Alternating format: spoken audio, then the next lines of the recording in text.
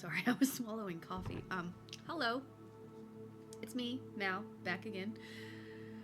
Uh, just here to do the self-care Saturday Sunday reading. I am basically out of time.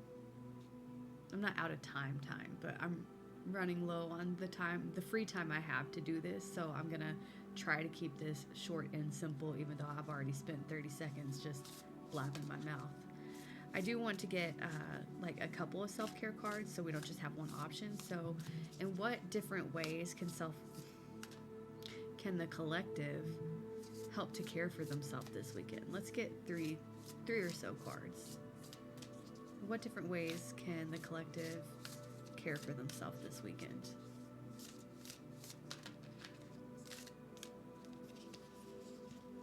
I literally popped out with 3 cards. Thank you. Thank you.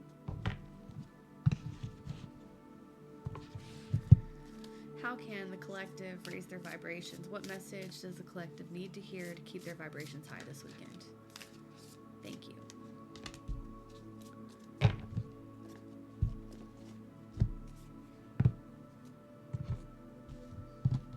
And does Tarot have anything to say to add?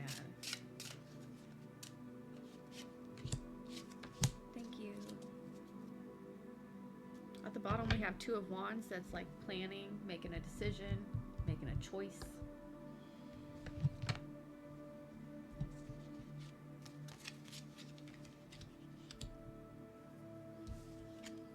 So we had the 3 of Swords, which is heartbreak, pain, disappointment. And then we have the Wheel of Fortune. So that tells me that you're going to be moving away from heartache and pain. This is a change of circumstances, whether for good or bad. Usually upright, it's for good. And seeing as we have the 3 of Swords, I feel like it's saying you're going to be moving away from whatever this disappointment, this heartache is. Hopefully it's the self-care that helps you to do that. Also, it probably has to do with this Raise Your Vibe message.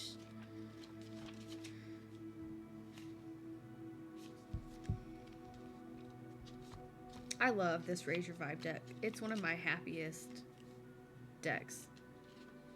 I just love it. So we got Shift Your Perspective. Perspective is a way of seeing and interpreting something. It's a point of view. When you receive this card, it's an opportunity to learn about your perspective. The universe is guiding you to recognize that it is limiting your capacity to see the bigger picture. Sometimes the ego or the mind, which 3 of Swords, that's mind. I'm not saying it's like your heart's not broken, but it's a lot of it is up in your head. Like it's you kind of dwelling on the pain that you've been through, unable to let it go. Sorry. Anyways.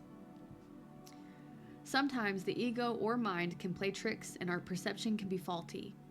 If you're being challenged at the moment or feel that there's a lack of clarity and direction in your life, there's a good chance the way you're thinking or what you're focusing on has a lot to do with that reality. Take a moment to step back. Ask yourself if you can see your situation from another point of view. Ignore your ego. The ego is the inner voice that operates from a space of lack, and it will consistently use vanity, exterior success, and time as ways of convincing you that things are going to go wrong. So if anxiety, concern, or overwhelm are impacting your mindset at this time, know that they are simply your ego talking and you can disconnect from these limiting ideas. Opportunities are moving towards you, but you have to be willing to see them. Vibe of the day: I am willing to see things differently. Shift your perspective.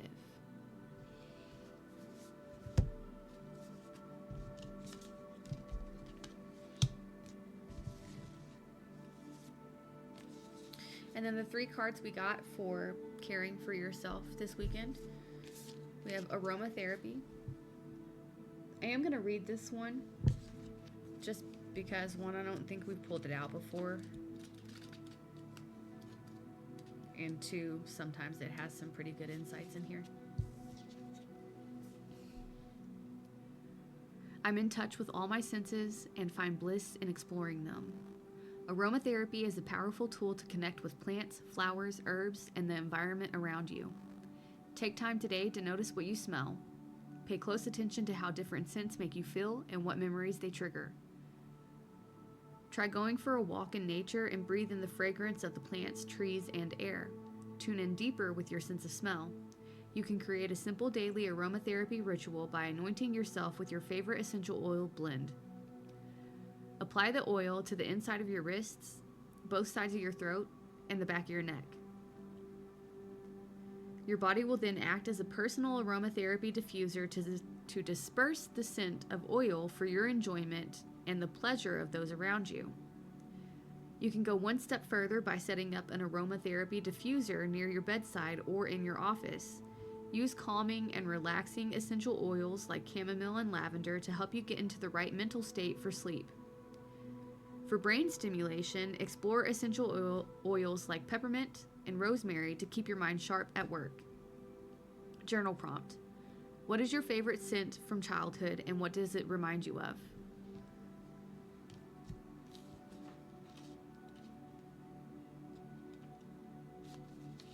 Then we got number 51, sync with the moon, and we just had a full moon, so I would guess that we're like in waxing right now, but you know, it's been a couple days, so let me just check and make sure. I meant waning. Waxing's when it's building up. Sorry. But we are waning gibbous right now. And so, sync with the moon. Mantra is, I embrace my ebb and flow, my many phases, and the cycles of life. The moon is a powerful celestial entity that reflects the flow of our cycles and the many phases we go through. Look up the current moon phase for guidance on which energy will serve you best at this time. And again, we're in waning gibbous. Hello.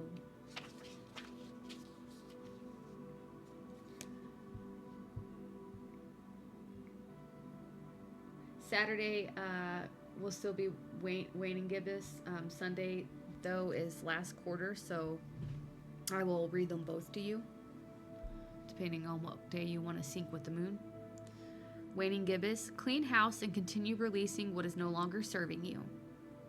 Third quarter, connect with the natural world and let your awareness be drawn to the divine beauty of life's cycles and timelines.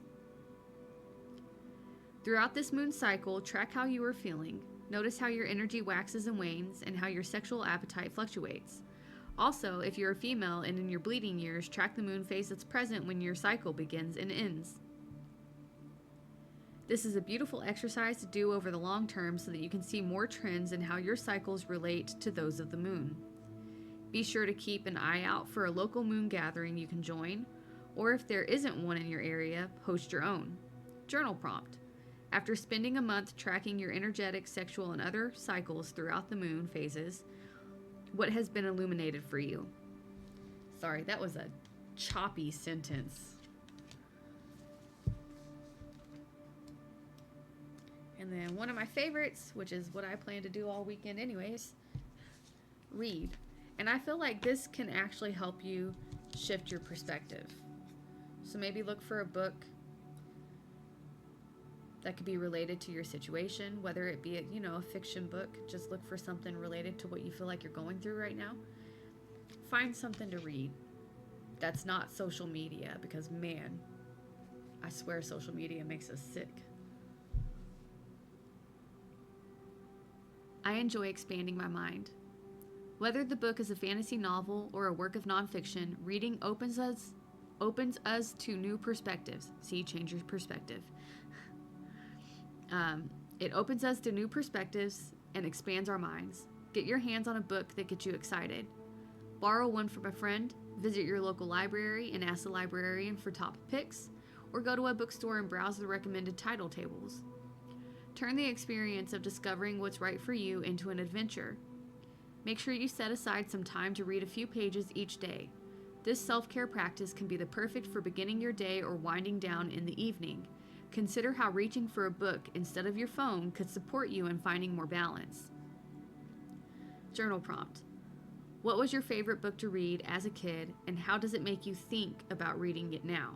So, how does it make you feel to think about reading it now? So, this isn't my journal, but like I said, books can help you shift your, and like this said, shift your perspective. I love reading because I feel like it just opens me up to worlds that I don't have access to where I live. There's not a whole lot of culture where I live. And reading books opens me up to ways of thinking that I don't particularly have. So with that journal prompt, like, what is one of your favorite books from childhood, and how do you feel about reading it now? I can't really say it was my favorite book in childhood. It definitely touched me. I was actually very angry for a very, very long time because I had the same teacher from first, second, and third grade. She kept my class. Like, it wasn't a normal thing to do in my school, but she wanted that class. When this class came, when I was in first grade, she decided she wanted to keep this class and to nurture them and keep them. So that's what she did. I don't know how she managed it, but that's what my teacher did. So I had the same teacher for first through third grade. So I don't know how old I was when we read this book, but I wasn't any older than 8, that's for sure. And it was The Bridge to Terabithia. And when I tell you that book destroyed me, it destroyed me. That book ripped my heart out and just ruined my little brain thinking that everything was always happy endings. So for the longest time, I was really mad because I hated the way that book ended.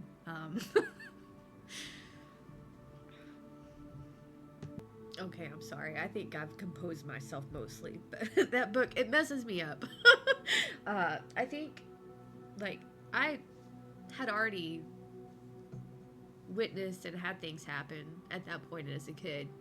So I knew that life wasn't always happy and rainbows and sunshine. But to me, books and stories and movies, those were supposed to be happy things that always had good endings. It was also right around the time, here I'm going to age myself, that The Lion King came out. So I don't know which one I saw first, but both of those things destroyed me. I had a Disney movie where the little lion baby's dad dies and then his uncle takes over and he gets exiled, you know. But his dad dying really just killed me. I was in the theater and I saw that and I couldn't stop crying. Like, I hated it. I hated it so much. And I would still cry at it if I watched it today. Just like if I reread that book, I will lose my mind because I can't even think about that book without crying. But, like, yeah, so I already knew that real life wasn't always rainbows and sunshine, but I thought books and movies were supposed to always just be happy and be fairy tales and end well. And that book did not, and it destroyed me, and it made me hate it. I hated that book for so long. But all in all, in the very end, the main character takes something horrible and he turns it into something good for other people. Even though it was something that brought him pain, he turned it into something good for his little sister. So it's a beautiful book.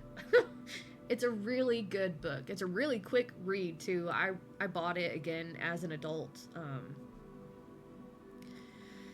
And made the mistake of reading it like a year or so ago, and I cried for the rest of the night. Just like I'm tearing up and crying right now. But it's a good book. If you haven't read it or watched the movie, I would suggest doing that. Well, hopefully you're not as big of a baby as me, but it's a heartfelt book. It's a really good book. But yeah, so just reading can open you up to new experiences and stuff that you wouldn't normally expect to happen. And it can open your mind to new things. So if you need to shift your perspective in order to move away from some heartbreak to turn some heartbreak into something that's healing or good for you, maybe try to find a book that is similar to your situation. There's one out there somewhere. There's a book for everything. There's hundreds of books for every situation, I'm sure. Yeah. I'm sorry that I got all emotional on you all. It's really that book, man. It messes me up. What is a favorite book from your childhood? Something I could read that hopefully wouldn't destroy me. Just let me know in the comments. But yeah, Self-Care Saturday. Get some good scents. Smell things. Man, I would love to smell some cookies in the oven right now, if I'm being honest. I can't eat them, but I would like to smell it. Sync yourself with the moon. Learn to let things go. And that might be literally letting go of this heartache, whatever it is. And if you're having a hard time doing that, read a book to try to shift your perspective. Anyways, this wasn't as short as I had expected it to be, but that's because I went on a 5-minute long story time. Thanks for listening to me. I hope that you have a beautiful day, a beautiful week, beautiful month, and I hope that you continue to live a beautiful life, creating that for yourself. I love you, and goodbye.